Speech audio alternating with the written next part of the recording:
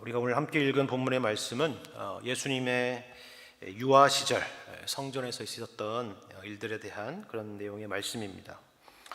한 세 가지에 대한 이야기가 서두에 이야기가 되고 있는데, 첫 번째는 21절에 나와 있는 말씀처럼 예수님은 여느 유대인들과 마찬가지로 태어난 지 8일 만에 할례를 받으셨다 하는 이야기입니다.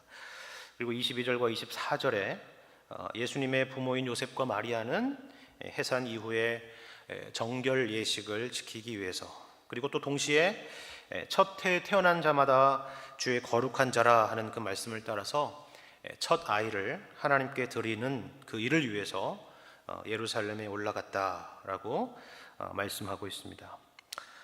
그런데 그 이후에 이어지는 내용을 보니까 예루살렘 성전에서 시므온이라는 사람과 그리고 이 안나라고 하는 선지자를 만나서 이 예수님이 누구신가 하는 것을 증언하는 내용이 바로 오늘 본문의 내용의 말씀입니다. 이런 말씀은 우리가 잘 아는 대로 누가복음에만 있는 독특한 내용이죠. 물론 마태복음 말씀에는 예수님께서 헤롯의 박해를 피해서 애굽으로 피신한 내용이 등장하지만, 특별히 예수님의 유아기와 또 그리고 그 다음 말씀에 등장하는 유년기를 다루는 이런 본문과 같은 내용은 누가복음에서만 볼 수 있는 독특한 내용입니다.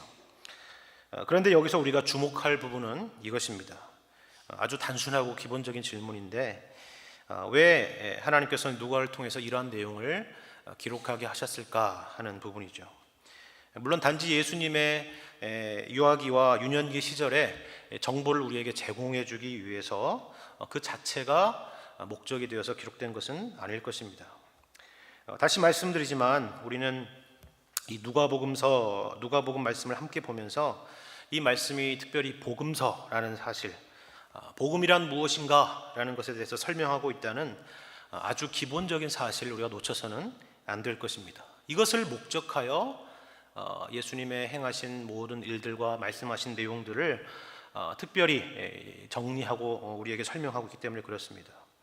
그리고 뿐만 아니라 이 복음서의 저자인 누가는 다른 복음서의 저자와 달리 이방인이었고, 또 이 복음서를 처음 받게 될 1차적인 독자인 데오빌로라는 인물 또한 유대인이 아니라 이방인일 가능성이 크다는 사실을 우리가 염두에 두는 것이 좋을 것입니다.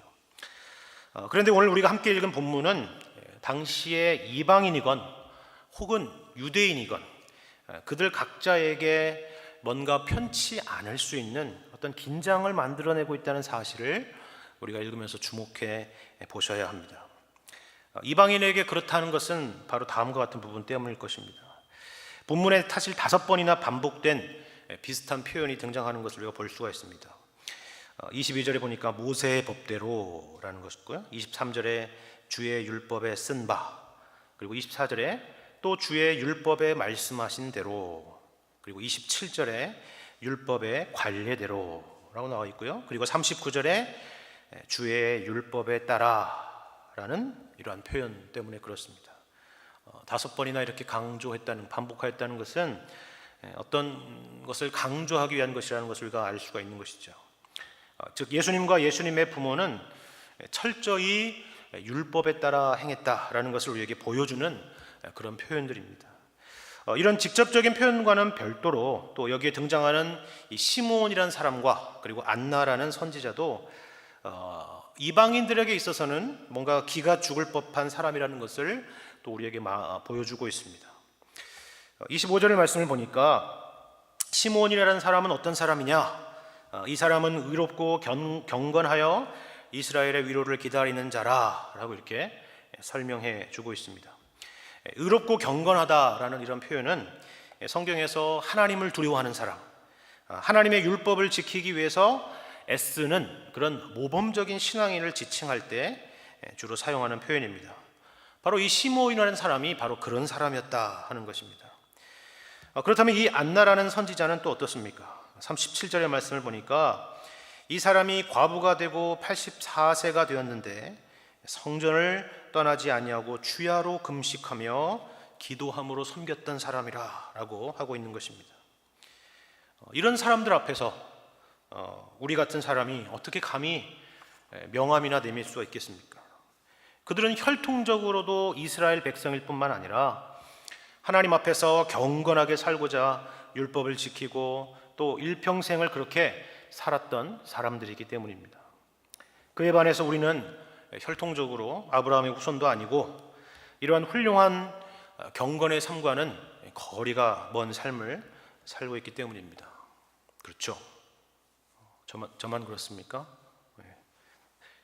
그런데 여기서 우리가 이와 동시에 오늘 본문의 말씀은 유대인들 또한 긴장을 유발시키는 그런 내용이 담겨 있다는 것을 우리가 놓쳐서는 안 됩니다. 어떤 내용 때문이죠? 바로 이 시몬의 찬송 때문에 그렇습니다. 혹시 지난번에 제가 했던 설교를 기억하실는지는 모르겠지만 누가복음의 전반부에는 어떤 스토리가 진행되다가 갑자기 거기에 나오는 등장인물들이 노래를 부르는 내용들이 종종 등장한다라고 말씀을 드렸습니다. 마치 오늘날 뮤지컬의 형식과 같다고 말씀을 드렸죠. 더 근본적으로 가자면 고대의 극들은 다 사실 이와 비슷한 형식을 띠고 있었습니다. 그리고 이러한 노래들은 지금 펼쳐지고 있는 어떤 이 사건들을 그 사건들의 의미가 무엇인지를 밝혀주는 역할을 한다고 말씀을 드렸습니다. 그러나 이러한 노래가 우리가 세상의 일반적인 노래나 그런 것처럼 시므온 개인의 노래가 아니라는 점을 우리가 먼저 기억해야 하는 것입니다. 바로 이러한 내용 때문에 그렇습니다. 다시 25절 이하의 말씀을 함께 보겠습니다. 예루살렘에 시므온이라 하는 사람이 있으니 이 사람은 의롭고 경건하여 이스라엘의 위로를 기다리는 자라. 성령이 그 위에 계시더라. 그가 주의 그리스도를 보기 전에는 죽지 아니하리라 하는 성령의 지시를 받았더니 성령의 감동으로 성전에 들어가매 마침 부모가 율법의 관례대로 행하고자 하여 그 아기 예수를 데리고 오는지라. 시므온이 아기를 안고 하나님을 찬송하여 이르되 라고 말씀하고 있습니다. 여기서 시므온을 어떤 인물로 소개하고 있느냐 하면 혹시 제가 읽을 때 강조하는 부분들을 확인하셨는지 모르겠지만 성령이 그 위에 있는 사람, 그리고 성령의 지시를 받은 사람, 그리고 성령의 감동으로 아기 예수를 데리고 온 부모를 만난 그 사람이라 이렇게 기록하고 있는 것입니다.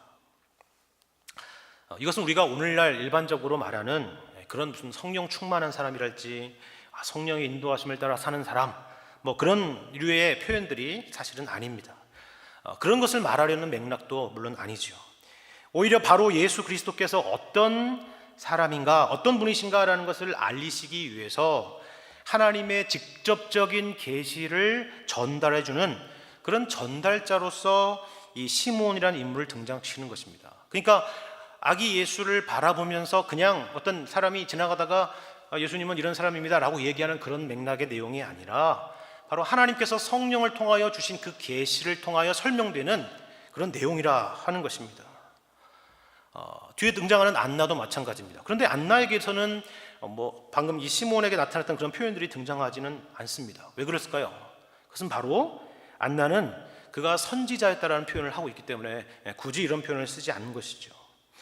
왜 이러한 표현이 다시 등장하는 것을 다시 말씀드리자면 이런 이것은 바로 시므온이라는 당시에 어떤 시므온이라는 사람이 있었는데 그 사람이 어떤 개인적으로 노래를 부르거나 개인적인 어떤 그런 감상으로 또 그 개인적인 사견으로 예수님에 대해서 이야기하는 것이 아니라 하나님께서 이 시므온의 입술을 통해서 알려주시는 예수 그리스도께서 어떤 분이신가를 알려주시는 하나의 계시라는 것을 우리에게 강조해 주기 위한 표현이라 하는 것입니다.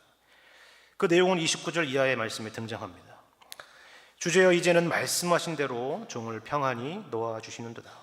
내 눈이 주의 구원을 보았사오니 이는 만민 앞에 예비하신 것이요 이방을 비추는 빛이요 주의 백성 이스라엘의 영광이니이다 하는 것이죠. 시므온이 지금 예수 그리스도를 통하여 주님께서 선지자 이사야를 통해서 말씀하신 그 구원이 이제 내 눈앞에 성취되고 있음을 보았다라고 말하는 것입니다. 그리고 이 구원은 만민 앞에 예비하신 것이고 이방을 비추는 빛이며 주의 백성 이스라엘의 영광이라 하는 것입니다. 참 놀라운 말씀이죠. 그러나 이스라엘 백성을 긴장시키는 내용은 바로 그 다음에 등장하고 있습니다. 34절과 35절 말씀입니다. 시므온이 그들에게 축복하고 그의 어머니 마리아에게 말하여 이르되 보라, 이는 이스라엘 중 많은 사람을 패하거나 흥하게 하며 비방을 받는 표적이 되기 위하여 세움을 받았고 또 칼이 내 마음을 찌르듯 하리니 이는 여러 사람의 마음의 생각을 드러내려 함이니라 하더라 말씀합니다. 이 아이 곧 예수 그리스도는 이스라엘 중 많은 사람을 패하거나 흥하게 하리라 하는 것입니다. 패하거나 흥하게 한다는 것은 바로 이 예수 그리스도께서 이스라엘의 많은 사람들을 넘어지게도 하고 일으켜 세우기도 한다라는 말입니다. 무슨 말이 걸리나요? 바로 넘어지게 한다라는 말이 우리에게 걸리는 것입니다. 그것도 다른 사람도 아니고 이스라엘 중 많은 사람을 넘어지게 할 수 있다라는 말이 이 글을 읽는 독자들, 특별히 유대인들의 긴장을 유발할 수 있는 것입니다. 심지어 예수님은 비방을 받는 표적이 되기 위해서 세움을 받았다라고 말합니다. 이 일로 인해서 많은 유대인들의 반대를 받는 표적이 되리라 했던 것입니다. 여러분 이해가 되십니까? 방금 전까지 시므온은 예수님께서 이스라엘에 그리고 만민과 이방까지 빛을 비추시기 위해서, 구원을 주시기 위해서 오셨다라고 했습니다. 좋은 말이죠. 굿뉴스입니다. 복음입니다. 그런데 얼마 가지 않아서 예수님은 이스라엘 중 많은 사람을 넘어지게 할 수도 있다라고 말하고 있는 것입니다. 그리고 많은 사람의 반대와 비방을 받기 위해서 세움을 받으셨다 하는 것입니다. 우리는 이 두 가지의 이 상반되어 보이는 내용을 어떻게 이해할 수 있을까요? 어떻게 좋은 소식이 어떤 이에게는 넘어지게 하고 또 어떤 이에게는 일으켜 세움을 받게 된다라고 말씀하고 있는 것일까요? 우리 이 부분을 이해하기 위해서 요한복음 8장 말씀이 도움이 되리라 생각됩니다. 요한복음 8장 31절 이하의 말씀을 제가 여러분에게 읽도록 하겠습니다. 그러므로 예수께서 자기를 믿은 유대인들에게 이르시되 너희가 내 말에 거하면 참으로 내 제자가 되고 진리를 알지니 진리가 너희를 자유롭게 하리라. 그들이 대답하되 우리가 아브라함의 자손이라 남의 종이 된 적이 없거늘 어찌하여 우리가 자유롭게 되리라 하느냐. 예수께서 대답하시되 진실로 진실로 너희에게 이르노니 죄를 범하는 자마다 죄의 종이라. 종은 영원히 집에 거하지 못하되 아들은 영원히 거하나니 그러므로 아들이 너희를 자유롭게 하면 너희가 참으로 자유로우리라. 나도 너희가 아브라함의 자손인 줄 아노라. 그러나 내 말이 너희 안에 있을 곳이 없으므로 나를 죽이려 하는도다. 나는 내 아버지에게서 본 것을 말하고 너희는 너희 아비에게서 들은 것을 행하느니라. 대답하여 이르되 우리 아버지는 아브라함이라 하니 예수께서 이르시되 너희가 아브라함의 자손이면 아브라함이 행한 일들을 할 것이거늘 지금 하나님께 들은 진리를 너희에게 말한 사람인 나를 죽이려 하는도다. 아브라함은 이렇게 하지 아니하였느니라 라고 말씀하죠. 여러분 무슨 말씀입니까?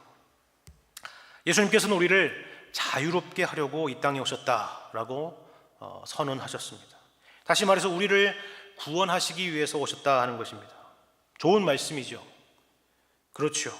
복음입니다.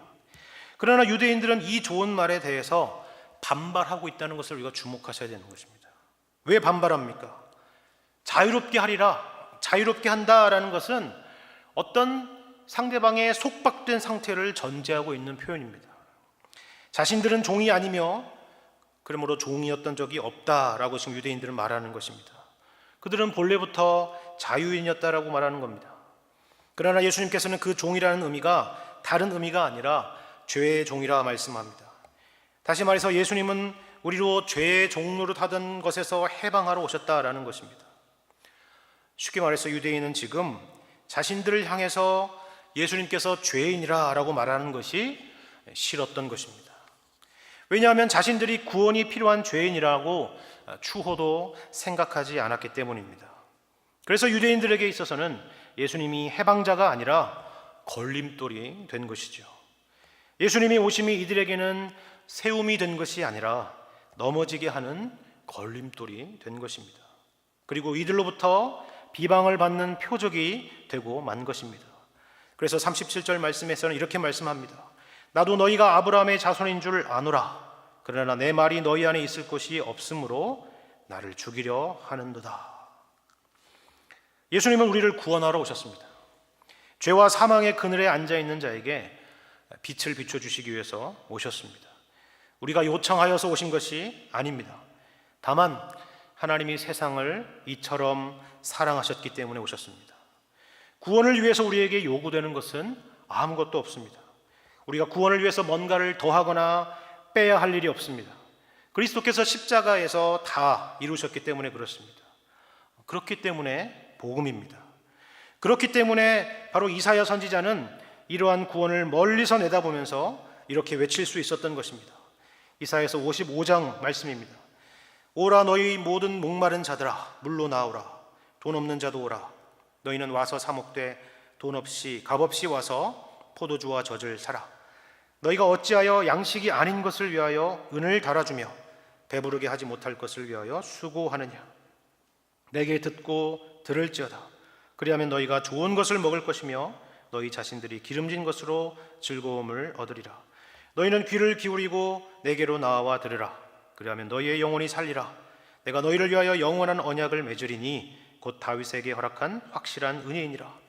보라, 내가 그를 만민에게 증인으로 세웠고 만민의 인도자와 명령자로 삼았나니 보라, 내가 알지 못하는 나라를 내가 부를 것이며 너를 알지 못하는 나라가 내게로 달려올 것은 여호와 내 하나님 곧 이스라엘의 거룩하신 이로 말미암음이니라. 이는 그가 너를 영화롭게 하였느니라. 너희는 여호와를 만날 만한 때에 찾으라. 가까이 계실 때에 그를 부르라. 악인은 그의 길을, 불의한 자는 그의 생각을 버리고 여호와께로 돌아오라. 그리하면 그가 긍휼히 여기시리라. 우리 하나님께로 돌아오라. 그가 너그럽게 용서하시리라. 라고 선언하고 있는 것입니다. 예수 그리스도의 구원과 복음은 이와 같이 돈 없이 그리고 값 없이 누리는 은혜인 것입니다. 그러나 왜 이러한 그리스도의 복음이 어떤 이에게는 세움이 되고 또 어떤 이에게는 넘어짐이 되는 것입니까? 다시 말씀드리지만 바로 이 복음이라는 것이 우리의 죄인됨이라는 것을 전제하고 있기 때문에 그렇습니다. 쉽게 말해서 자신이 죄인이라는 것을 인정하지 않는 자에게는 이것이 복음일 수가 없는 것입니다. 바로 이러한 이유로 이사야 선지자가 1절에서 돈 없이 값 없이 누리라 라고 선포하고서는 바로 7절에 악인은 그의 길을, 불의한 자는 그의 생각을 버리고 여호와께로 돌아오라 라고 선포하는 것입니다. 우리는 복음이라는 것을 회개로 받습니다. 물론 이것은 회개하는 우리 어떤 행위 자체가 구원의 조건이 된다는 의미가 아닙니다. 사실 구원의 조건이 되는 회개라는 것 자체가 존재할 수가 없는 것이죠. 도대체 거룩하신 하나님 앞에 어느 정도로 그리고 또 어떤 내용으로 회개하여야 구원이 줄 수 있다 하는 것입니까? 어떤 분은 회개를 할 때 추상적으로 회개하지 말고 구체적으로 회개해야 하나님께서 용서하신다라고 하는 분이 계시는데 도대체 구체적으로 회개한다는 것의 구체성은 하나님 앞에서 과연 어디까지를 말하겠습니까? 그리고 하나님 앞에서 어느 정도로 구체적으로 회개를 해야 하나님이 만족하실 만한 그런 회개가 되겠습니까? 그것은 하나님의 거룩하심과 그리고 우리의 죄인됨을 전혀 모르고 하는 말일 것입니다. 회개라는 것을 수치화하고 계량화하는 것 그 자체가, 그 행위 자체가 하나님 앞에서는 가증한 것입니다. 중세의 교회가 딱 그랬습니다. 그래서 사람들은 고행을 하고 사제 앞에서 고해성사를 하고 선행을 하고 성인의 공덕을 얻는다면서 이것저것 미신적인 행위들을 추구했던 것입니다. 그러나 그 출발점과 만족이 하나님을 향한 것이 아니라 우리 자신을 향한 것이기에 그것은 결코 하나님을 만족시킬 수 없는 것입니다. 하나님을 만족시키는 유일한 것은 그리스도의 십자가뿐입니다. 우리의 그 어떤 행위도 거룩하신 그 하나님의 기대와 요구에 도달할 수 없습니다. 그러므로 악인은 그의 길을, 불의한 자는 그의 생각을 버리고 여호와께로 돌아오라는 요구는 어떤 도덕적이고 윤리적이며 어떤 종교적인 행위로 이해해서는 안 되는 것입니다. 그런 것이라면, 만일 그런 것이라면 뒤이어 그리하면 하나님께서 긍휼히 여기실 것이고 용서하실 것이라는 말이 맞지가 않는 것입니다. 긍휼이라는 것은 그 조건이 우리에게 있는 것이 아니라 용서하시는 하나님의 자비에 있는 것이기 때문에 그렇습니다. 그러므로 이 말씀은 우리의 것을 버리고 하나님께로 돌아오라, 항복하고 하나님의 자비와 긍휼의 자리로 나오라라고 우리를 향하여 권면하는 말씀인 것입니다.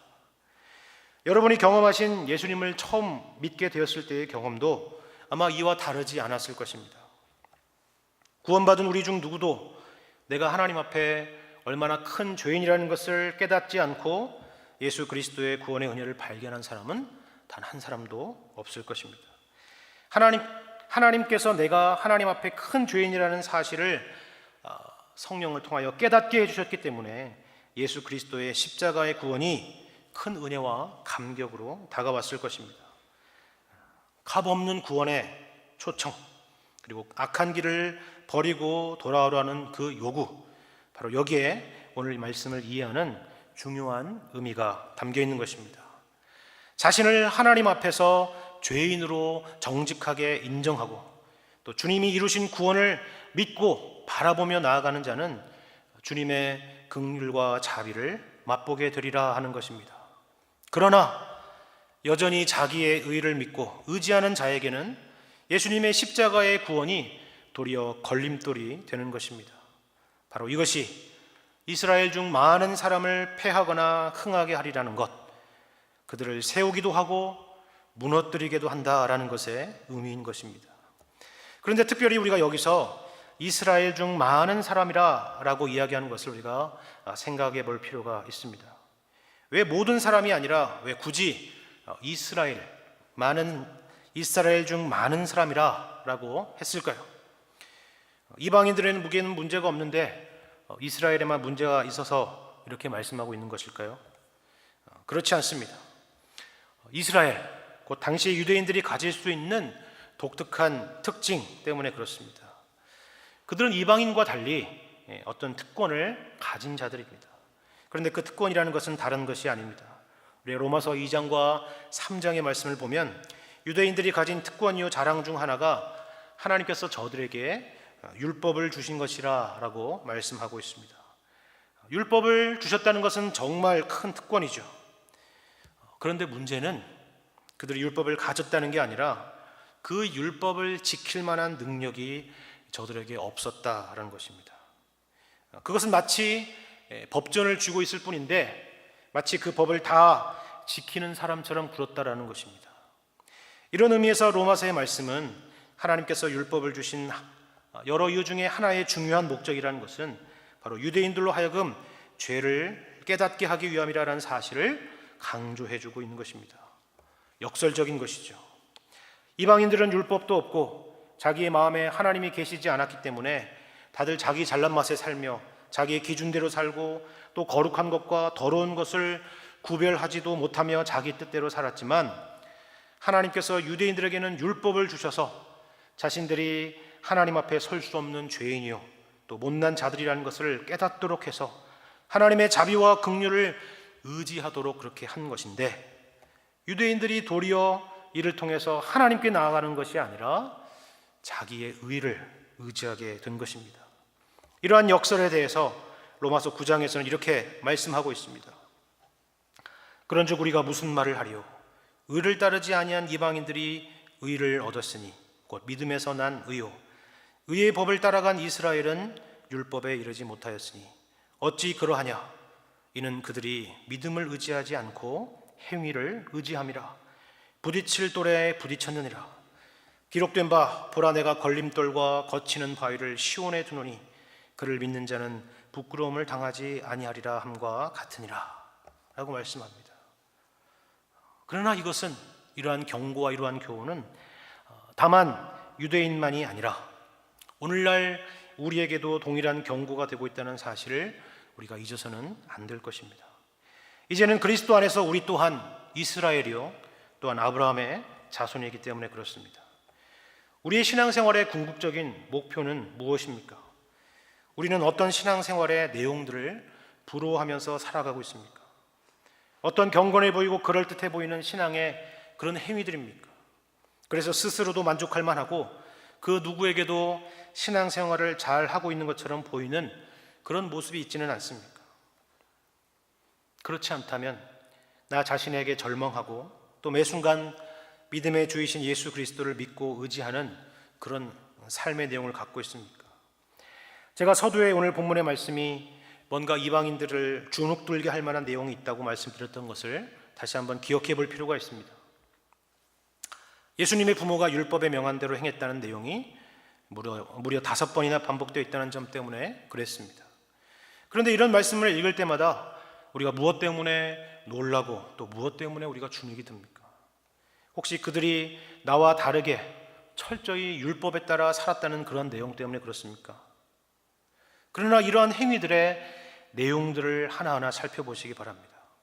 율법에 따라 할례를 행하고 율법에 따라 정결 예식을 행하는 것, 이러한 의식들은 사실 자랑이 될 수 있는 것이 아니라 그들로 하여금 죄인임을 깨닫게 하도록 하기 위해서 하나님께서 제정하신 의식법이었다는 사실을 우리는 잊어서는 안 됩니다. 그것은 마치 우리가 세례받은 것을 자랑하며 십자가를 자랑하는 것과 같습니다. 세례라는 것은 우리가 죄로 인해서 죽었고 죽을 수밖에 없는 존재임을 전제하는 의식입니다. 십자가 또한 우리가 마땅히 받아야 될 형벌을 그리스도께서 대신 받으신 것을 전제하는, 그것을 기억나게 하는 그러한 것입니다. 우리가 기도하는 것, 우리가 예배하는 것, 소위 말해서 신앙생활을 한다는 그 모든 경건의 활동들도 이런 의미에서 우리에게 자랑이거나 우리의 어떤 경건의 증명일 수 없는 것입니다. 도리어 그 반대이죠. 오늘 본문의 누가복음의 말씀은 역설적으로 그것을 우리에게 말해주고 있는 것입니다. 경건의 상징이요 그리고 모델로 등장시킨 시몬과 여선지자 안나도 마찬가지입니다. 의롭고 경건했던 사람, 성전을 떠나지 아니하고 주야로 금식하며 기도함으로 섬겼던 사람, 그러한 사람들이 소위 당시의 유대인들이나 오늘날 스스로 경건하다고 믿고 있는 우리에게 어떤 메시지를 주고 있는지를 생각해 보시기 바랍니다. 그들의 경건과 기도의 모습이 스스로를 만족시키고 자랑할 만한 그런 것들이었다면 왜 시므온은 그토록 이스라엘의 위로를 기다렸고 안나 선지자는 마침내 아기 예수를 바라봤을 때 하나님께 감사했다라고 말씀하고 있는 것일까 하는 것입니다. 우리의 신앙생활의 목표란 이와 같은 것이어야 하는 것입니다.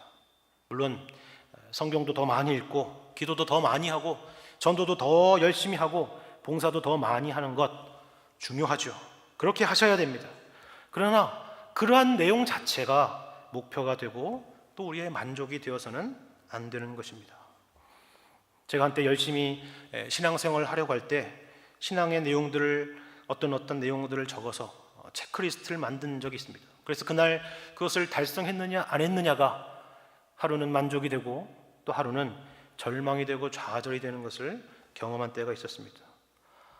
과연 하나님께서 그걸 기뻐하셨을까? 그것이 정말 나에게 요구하신, 하나님이 요구하시는 경건의 모습과 내용이었을까 하는 그런 생각을 해보게 되었습니다. 하나님이 기뻐하시는 것은 우리의 어떤 행위를 통해서 우리 스스로 만족하는 그런 자기 만족이 아닙니다. 누구의 신앙생활과 비교하여서 어떤 우월감을 갖는 그런 우월의식도 아닙니다. 사도 바울은 갈라디아서에서 이와 같은 행위들을 약하고 천박한 초등학문적이라 그렇게 말하고 있습니다. 이게 꼭 그런 의미는 아니지만 나이가 어린 나이일수록 주로 어떤 것에 목숨을 걸고 어떤 것에 승부를 거는지를 여러분이 생각해 보시면 짐작이 될 것입니다. 그러한 것들로 자기 만족을 삼고 우월감을 갖거나 열등감을 갖는 것들은 사실 다 어린아이와 같은 그런 생각을 갖는 것입니다. 우리가 추구할 신앙은 오히려 그 반대인 것입니다. 시몬이나 안나는 우리와 다른 어떤 대단한 사람들이 아닙니다. 시몬이 아기 예수를 만나고서야 이제는 말씀하신 대로 종을 평안히 놓아주시는구나 라고 고백하는 것을 보시기 바랍니다.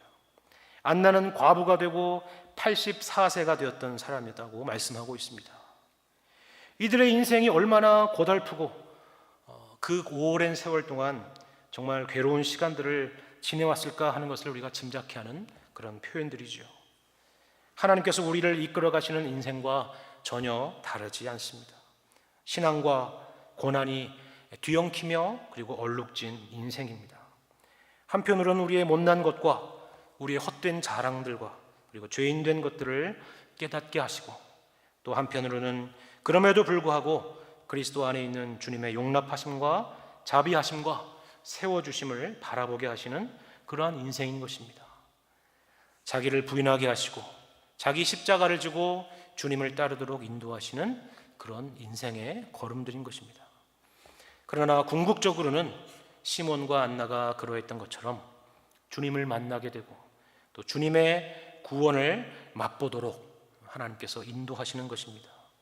그 인도하심 가운데 여러분과 저의 삶이 있습니다. 그리스도 안에서 하나님께 붙잡힌 바 된 인생입니다. 이 부분을 놓치지 마시기 바랍니다.